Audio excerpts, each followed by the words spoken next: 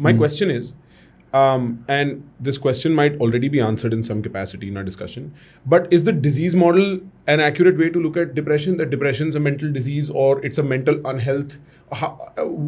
Or is it? Because I also wonder, and tell me, Sid, if you're interested in this follow-up question, why would our minds evolve for such a mysterious dysfunctional state?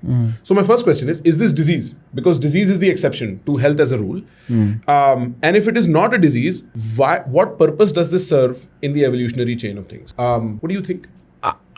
I think it answered this question.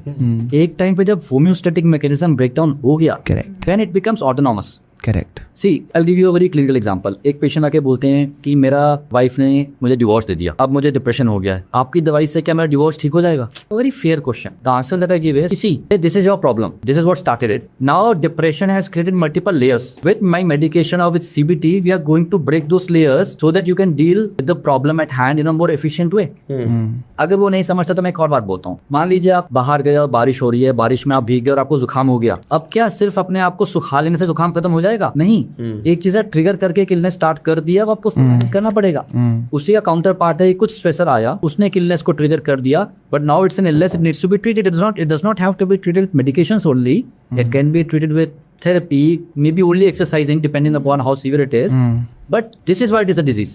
Problem वही है कि measurement, कहाँ पे उसको लेकर disease बोला जाए, उसका बहुत अच्छा आंसर हमारे पास आज नहीं. Correct.